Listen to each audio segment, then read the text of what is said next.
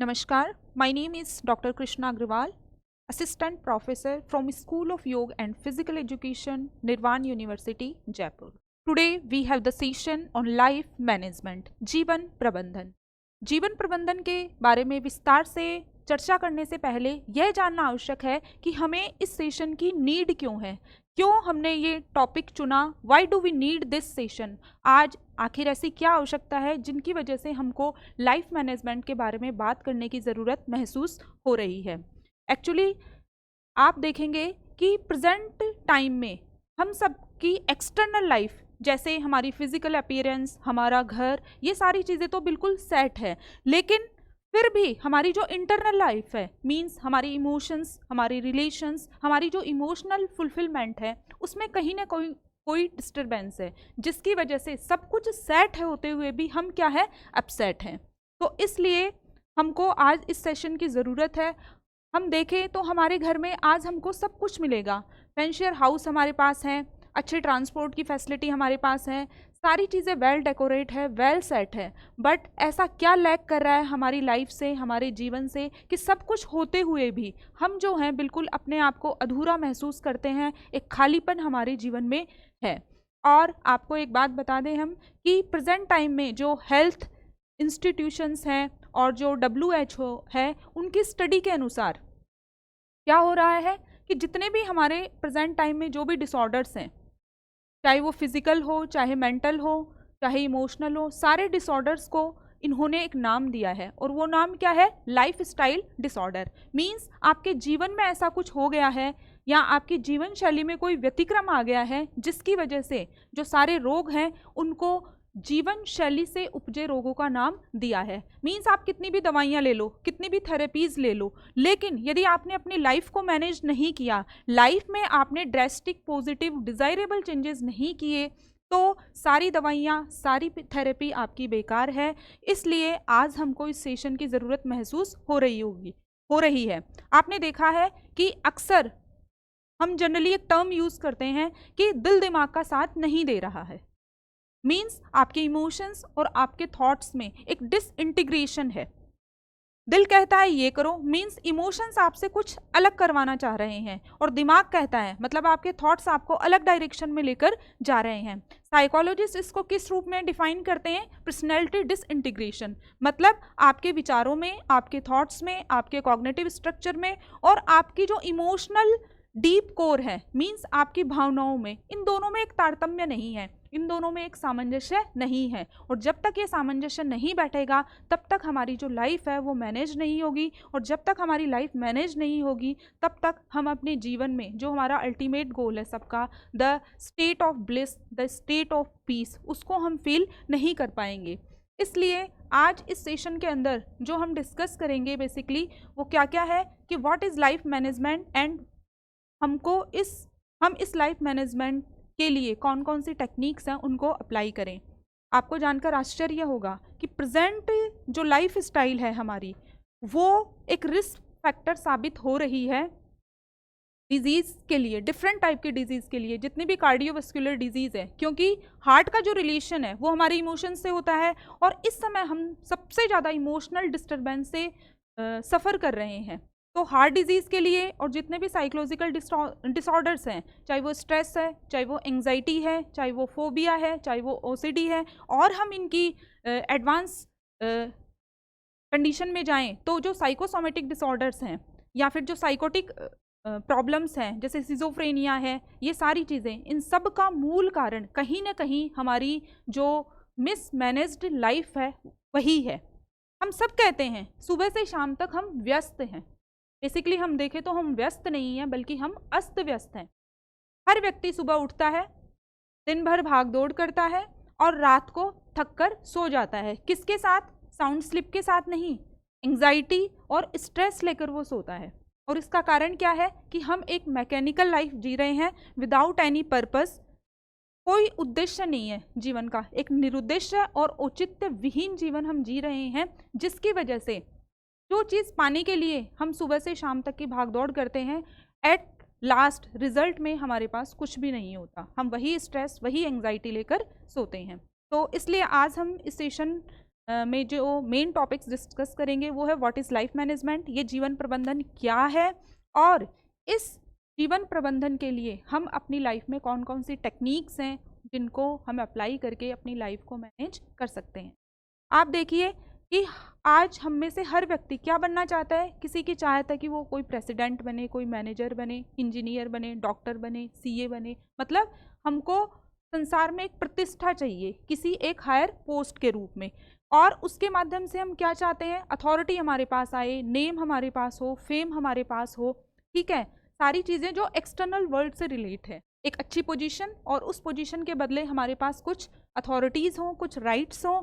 और ये बेसिकली आप देखोगे तो ये दोनों चीज़ें हम क्यों चाहते हैं, हमारी सोच क्या है, हर इंसान की सोच है कि यदि मेरे पास एक अच्छी पोजीशन आ जाएगी और मेरे पास अच्छी लग्जीरियस कार होगी, लग्जीरियस लाइफ होगी, तो मुझे हैप्पीनेस मिलेगी और मुझे पीस मिलेगी। बट ये हमारी एक सूडो फीलिंग है, ये हमारी एक गलत सोच है। जिस चीज़ को हम पाना चाहते हैं वो बेसिकली इनके अंदर है ही नहीं। हम खुशी चाहते हैं, खुशी आपको कोई पद या नेम फेम से नहीं मिल सकती। हम पीस चाहते हैं, पीस भी आपको सांसारिक चीज़ों में या फिर पद और प्रतिष्ठा में नहीं मिल सकता। ये तो आपके इमोशनल फुलफिलमेंट से उत्पन्न हुई अवस्थाएं हैं जिनको आप तभी फील कर सकते हो जब आपके थॉट्स में और आपके इमोशन में एक इंटीग्रेशन होगा। तो अब हम डिस्कस करते हैं नेक्स्ट इसमें कि व्हाट इज़ लाइफ मैनेजमेंट, जीवन प्रबंधन क्या है। Life management is the ability to handle everything which we need to live a happy, fulfilling and productive life. एक लाइन में मैं यदि लाइफ मैनेजमेंट को डिफाइन करूं तो जीवन प्रबंधन क्या है, जीवन प्रबंधन, या आप ये कह सकते हो कि हम कैसे कहें कि एक व्यक्ति की जो लाइफ है वो मैनेज्ड है। यदि उस व्यक्ति के पास एक स्वस्थ शरीर है और उसका मन स्वच्छ है, मतलब स्वस्थ शरीर और स्वच्छ मन, इन दो में हम एक मैनेज्ड लाइफ को डिफाइन कर सकते हैं। दिन भर भागदौड़ करने के बाद भी यदि हमारा शरीर स्वस्थ नहीं रहता है, हमारा मन स्वस्थ नहीं रहता है, तो हम मान सकते हैं कि हमारी लाइफ जो है वो मैनेज नहीं है। इसलिए एक प्रोडक्टिव, हैप्पी और फुलफिलिंग लाइफ के लिए आपको जो भी चीज़ हैंडल करने की ज़रूरत हो उनको आप हैंडल कर पा रहे हो, संभाल पा रहे हो, तो हम कह सकते हैं कि आपकी जो लाइफ है वो क्या है, मैनेज्ड लाइफ है। हम जो है वो रियल हैप्पीनेस किस चीज़ में ढूंढते हैं, ये चीज़ हमको खुद को डिसाइड करनी होगी।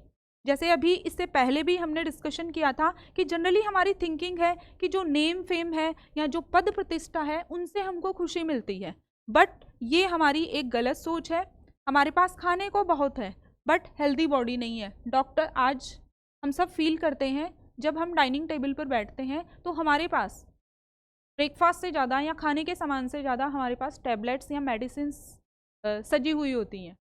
मतलब खाने से पहले हमको पहले वो दवाइयाँ लेनी होती है, उसके बाद ही हम कुछ खा सकते हैं। तो ये हमको सोचना है कि रियल हैप्पीनेस है वो कहाँ पर एग्जिस्ट करती है। आपको पैसा चाहिए या आपको एक ऐसा लाइफ पार्टनर या फिर फैमिली मेम्बर चाहिए जो आपको इमोशनल सेटिस्फैक्शन दे सके। तो all things we have to decide what we want in which the real happiness is exist. और एक चीज़ प्रीवियस स्लाइड में हम देखेंगे तो हम सबका जो जीवन है ना वो एक दूसरे पर डिपेंड है। हमारी एक पर्सनल लाइफ है, फैमिली लाइफ है, सोशल लाइफ है, हम किसी देश के नागरिक हैं, और उससे भी बढ़कर हम आप सोचें तो हमारा देश भी इस पूरे विश्व का एक पार्ट है, और ये पूरा विश्व जो है वो यूनिवर्स का एक पार्ट है। तो हम सब जो है वो एक दूसरे पर डिपेंड है। मीन्स ये हमारी लाइफ के डिफरेंट डिफरेंट डायमेंशंस हैं। तो यदि हम इन सारे डायमेंशंस को मैनेज करके रखेंगे तो हमारी लाइफ जो है वो एक फुलफिलिंग लाइफ होगी। स्ट्रेस होता ही बेसिकली इसलिए है कि हम अपने जीवन के एक डायमेंशन पे ज़्यादा फोकस करते हैं, या तो हम अपनी पर्सनल लाइफ को बहुत ज़्यादा टाइम दे रहे हैं और हमारी सोशल लाइफ को जो है वो इग्नोर कर रहे हैं। ठीक है, तो सबको बैलेंस करते हुए हम चलेंगे तभी हम क्या कर सकते हैं, एक अच्छी लाइफ जी सकते हैं। आप देखिए, एक चीज़ जो हमको अपने जीवन को मैनेज करने के लिए, लाइफ को मैनेज करने के लिए जानना ज़रूरी है, वो ये भी है कि हमको जो है वो अपने जीवन को मैनेज करने के लिए क्या है, दिव्यता की ओर जाना होगा।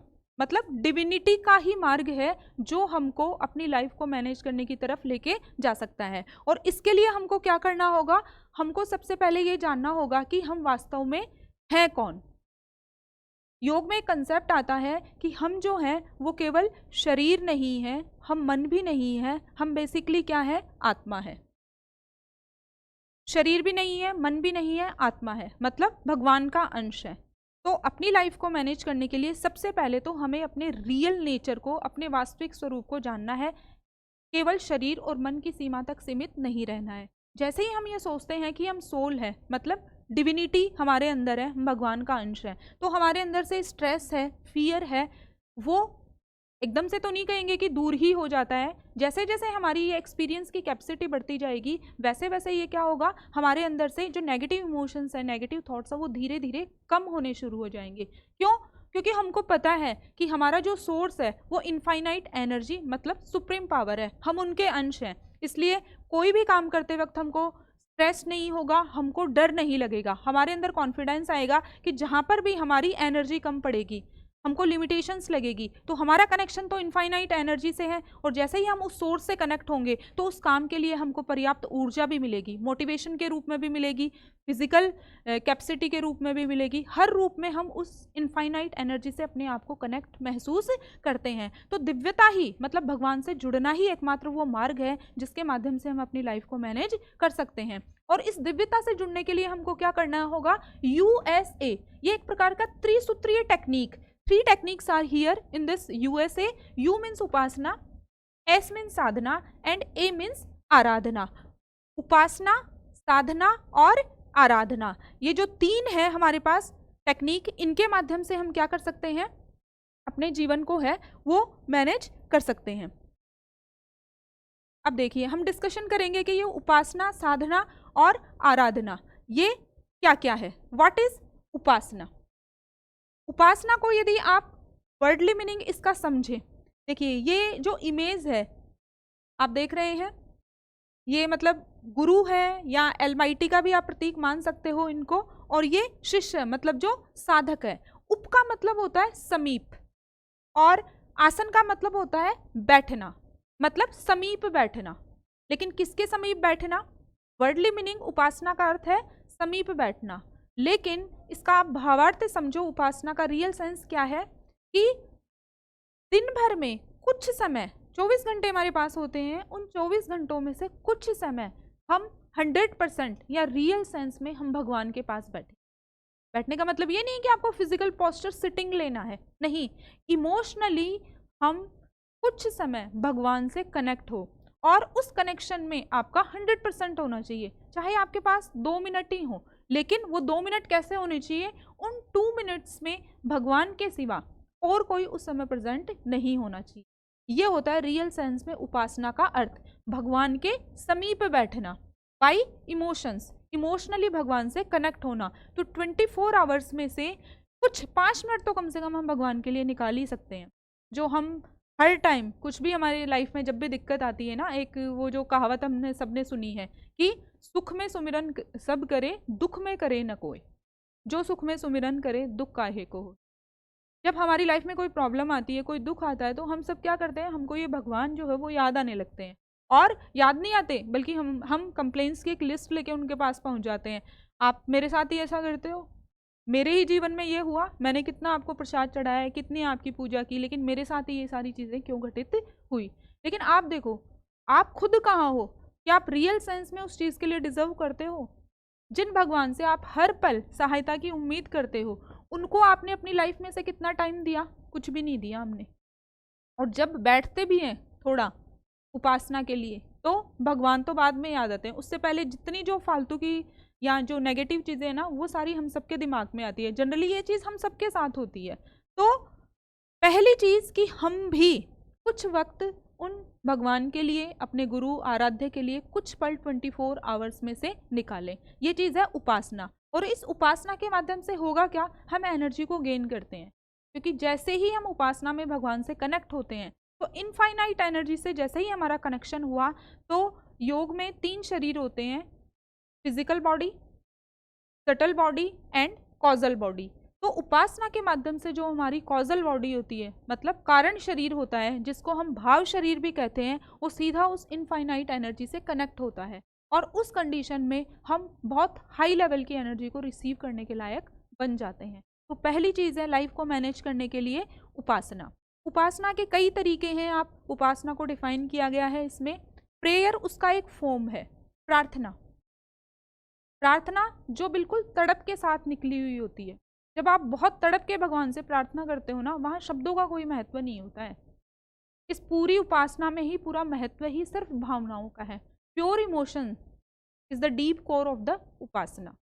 नेक्स्ट जो आता है आपका वो है इसके अंतर्गत साधना का। व्हाट इज जीवन साधना या साधना? साधना बेसिकली क्या है? ये सेल्फ डिसिप्लिन या आत्म अनुशासन के तरीके हैं।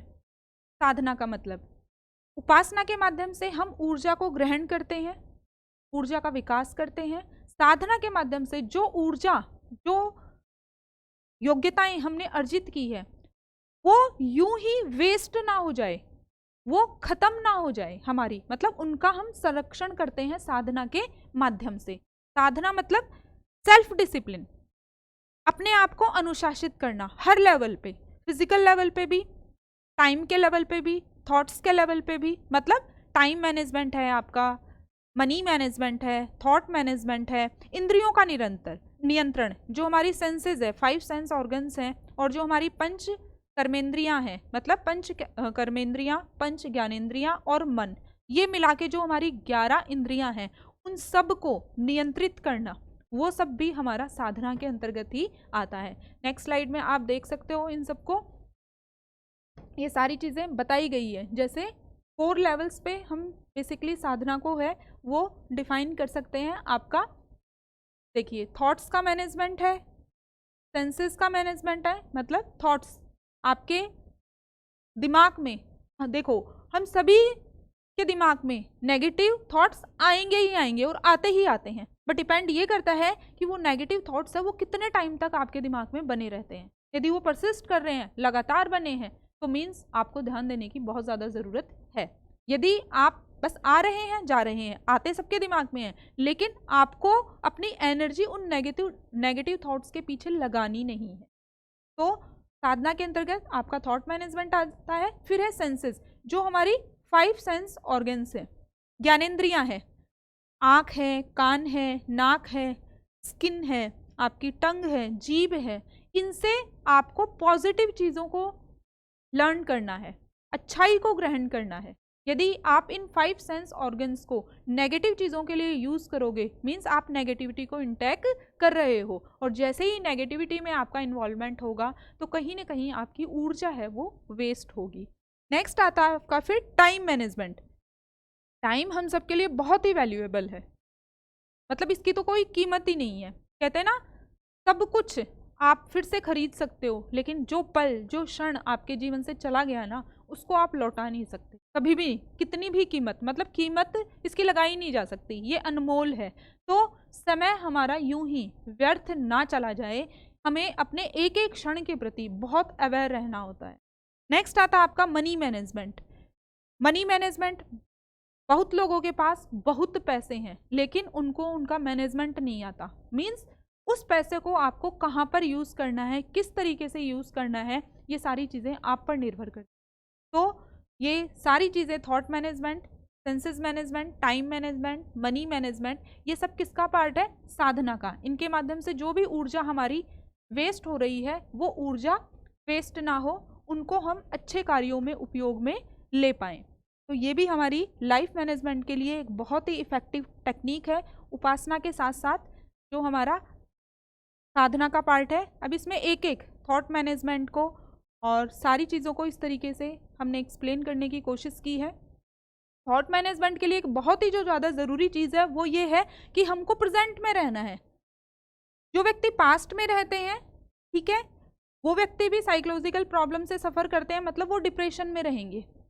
जो व्यक्ति फ्यूचर में रहेगा वो व्यक्ति भी क्या करेगा? वो एंग्जाइटी से सफ़र करेगा। मतलब पास्ट और आपका फ्यूचर, ये दोनों ही चीज़ क्या करेंगी? प्रॉब्लम क्रिएट करेंगी। इसलिए योग में भी और हर चीज़ में हम क्या करते हैं? प्रेजेंट, वर्तमान के प्रति आप सजग रहो। वर्तमान जो है वो आपके लिए इम्पोर्टेंट है। आपका प्रेजेंट अच्छा है तो आपका फ्यूचर भी निश्चित रूप से अच्छा ही होगा, और जो आज हमारा प्रेजेंट है वही कल क्या बन जाएगा, हमारा पास्ट बन जाएगा। तो हमको प्रेजेंट के प्रति पूरी तरह अवेयर रहना चाहिए। तो थॉट मैनेजमेंट के लिए बहुत ही ज़्यादा ज़रूरी है। इस स्लाइड में इसी चीज़ को एक्सप्लेन करने की कोशिश की गई है। If you are depressed you are living in the past, if you are anxious you are living in the future, and if you are at peace you are at living in the present। तो thought management के लिए present में रहना आपका बहुत ही ज़्यादा ज़रूरी है। इस तरीके से एक एक जो हमारे मैनेजमेंट के तरीके हैं, साधना के तरीके हैं, वो आपको बताया गया है। थॉट्स के मैनेजमेंट के लिए ही जो एक योग में बात की जाती है स्वाध्याय की, स्टडी ऑफ सेल्फ। स्वाध्याय का मतलब ये नहीं है कि खुद से अध्ययन करना, स्टडी ऑफ सेल्फ, मैं क्या हूँ इस चीज़ को जानना। तो हमें सदग्रंथों का भी अध्ययन करना चाहिए। डेली हम हैबिट डालें कि कुछ ना कुछ ऐसा पढ़ें, अच्छा पढ़ें, जिसके माध्यम से रात को सोते वक्त जो है वो अच्छे थॉट्स हमारे दिमाग में आए। तो इन सब चीज़ों का भी आपको ध्यान रखना ज़रूरी है। मनी मैनेजमेंट देखिए आप, अनप्लान्ड शॉपिंग, जो पसंद आया, जो मन किया वही हमने खरीद लिया।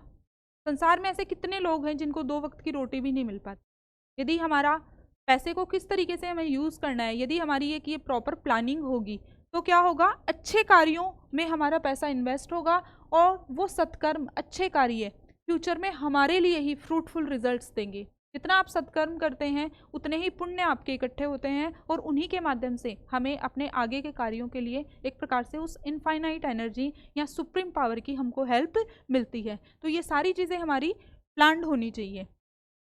नेक्स्ट में आप देख सकते हैं इसी तरीके से इसका जो लास्ट आता है आराधना, उपासना, साधना, आराधना। आराधना क्या है, निष्काम कर्म। एक लाइन में मैं डिफाइन करूं इसको तो निष्काम कर्म, निष्काम का मतलब फल की इच्छा किए बिना अपने हर काम को ईश्वर को समर्पित कर देना, वही क्या कहलाता है, आपका आराधना। Offering selfless service to humanity. Generally आप देखिए हर व्यक्ति जो जीवन जीता है वो खुद के लिए जीता है, सुबह से शाम तक पूरे टाइम, या तो खुद या खुद की फैमिली। लेकिन हमको ये महसूस करना होगा कि हम सिर्फ खुद के लिए नहीं है। इससे प्रीवियस स्लाइड में आपको बताया गया था कि हम सबका जीवन है वो एक दूसरे पर निर्भर है, पूरे यूनिवर्स से हम कनेक्टेड हैं।